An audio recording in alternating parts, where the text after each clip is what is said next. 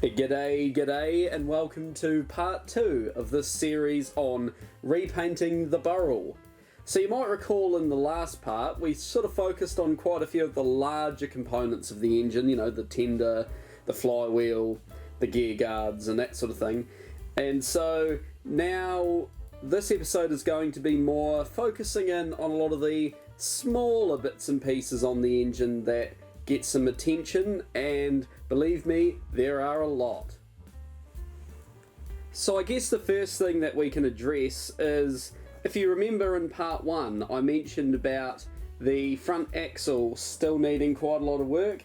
Well, here's why. Because as you can see, there's a heck of a lot of wear from where the axle has been rubbing on the clasp, which sort of holds it and the springs all together, for over 100 years, and it had a piece riveted to it to sort of hold it square, which that too was wearing out, and all of it just had to be pulled apart and sorted out.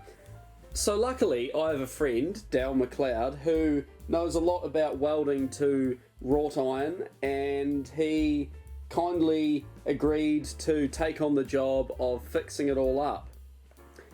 So now with the axle out, you can see just how worn it is. There's a massive slot that's been worn into the rear of the axle. The clasp itself has also lost a whole lot of meat from wearing throughout the years. The pin that holds it all together is very, very stepped, and so that needed to be completely replaced. And also the bolt that holds the leaf springs all tightly together, that was also slogged out. So God knows how that happened, but obviously the springs are doing a bit of moving at some point when going over rough ground and that sort of thing. But the whole lot was just really slogged. So again, a big thank you to Dal for offering to come to the party and help me out with fixing that, because I couldn't have done it without him, to be fair. That piece there is the piece that was riveted in to try and hold it all square, and it looks faintly familiar. Where have I seen that shape before?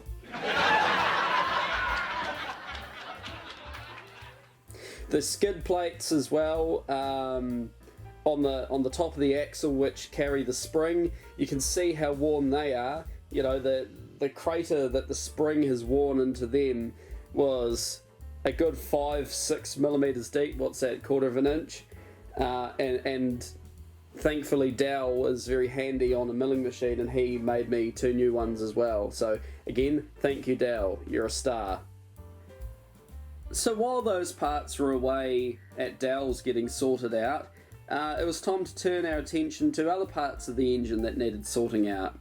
So I decided to start with the reversing lever. I will admit, I did actually paint the reversing lever red a fair while ago, again, before I maybe knew any better, and of course, looking at it now, I realise the error of my ways. The reversing lever, of course, does need to be finished bright to be Burrell accurate. And so I took the reversing lever home, and then over the course of many afternoons and evenings, took to it with emery cloth and a straight edge, I think I used a file, and not a file to sand it, but a file on top of the emery cloth to keep it level, and sanded off the red paint, and then sanded out all of the little pits that you can see from when the reversing lever has been rusty at some point in its life, and that took a very, very long time. But as you'll see, it was well and truly worth it. The bottom half of the lever also just got painted black. Of course, doing the lever, I had to do the quadrant as well, so that got a bit of a birthday, and again, that took quite a long time to shine up, but as you can see with it now in place, all these little jobs, it's so worth it in the end. Your quality is remembered long after the time it took is forgotten. Other bits of bright work also started to get attention, like the cylinder cover caps and hubcaps and a few other bits and pieces like that. It was time to start looking as well at the motion. That was all, to be fair, not too bad. It looks kind of rough more than anything just because it's quite dirty. But quite a few of those parts had to be taken off and cleaned up as well. Yet again, it's just one of these jobs that it just takes a long time, you know. A lot of sanding. Our old friend, the cut brush or the wire buff or whatever you call it, they're a very handy tool to get you started, and then finishing off with sandpaper or emery to get that real bright shine. And I think it's called, is it a coal scuttle? Where the coal comes from the tender or the bunker through to the footplate. We'll call it the coal scuttle. That got a bit of a birthday. The two brackets that hold the door for or is the scuttle the, I don't know.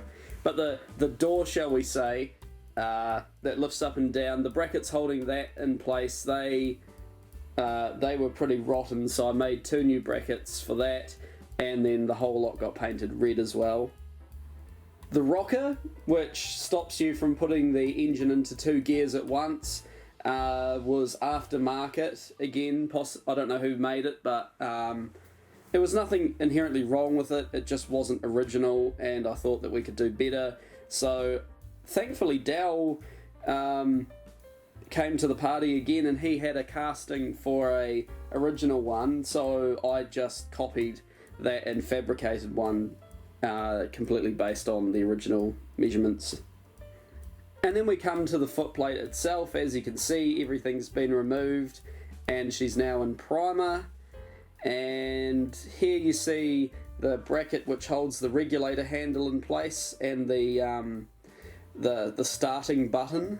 And you can see that there's quite a good bit of original paint on that. I felt quite sad having to paint over it, but thus is life. And now we can see the box bracket and the horn plates on the inside now, and the cannon bracket are all painted in Quaker green. And there's the rest of the footplate now in red, which definitely smartens it up compared to how it was before. It really makes such a huge difference.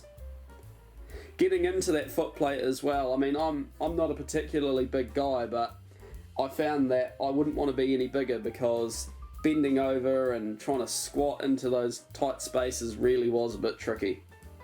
Maybe I need to do some yoga or something and get more flexible.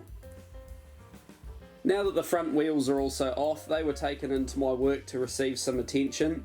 The wheels themselves were full of holes in the T-rings, which are the steel T-shaped rings which go around the perimeter of the wheel, and I think that they were for fitting a steel tyre at some point. However, they were just hollow holes, and so I welded plugs into all of them and then ground them back flush so that those holes were no more.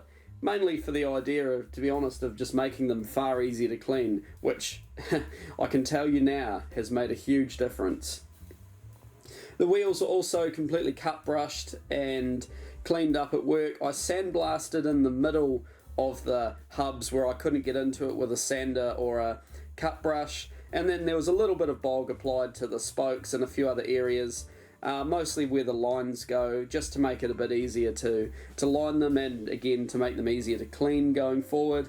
And then they were primed with a filler primer, and then with a wash primer, and then a top coat of chocolate brown. The brown that those wheels were painted, I matched them from the brown paint that I found on the wheels.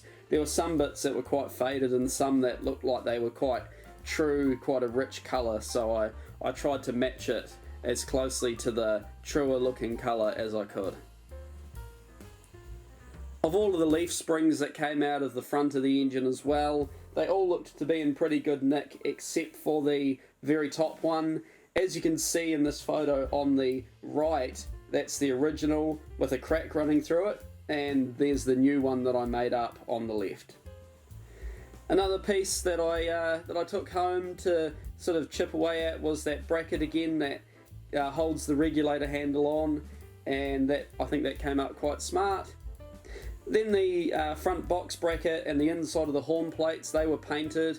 This took a couple of attempts actually, as I tried brush painting in there twice, and both times I was not in any way satisfied with how it turned out, as the brush strokes were just far too obvious, and I think it was quite a hot day both the times I tried painting it, and yeah, the paint just dried far too quickly, so I ended up sanding that all back and spraying it. The bracketry on the rear as well for the fair leads, that started to all go back together as well, and that all just got painted black. And then the front forecarriage got tidied up as well and sanded back, and that got a layer of primer and then a layer of Quaker green, so they smartened up quite nicely as well. So anyways, there we have it. That's today's episode complete. The engine, yet again at the end of this episode, possibly looks even worse than it did at the end of the last episode, but yet again, all in the name of progress. I hope you can all appreciate that, and yeah, thank you for watching, and we will see you in part 3.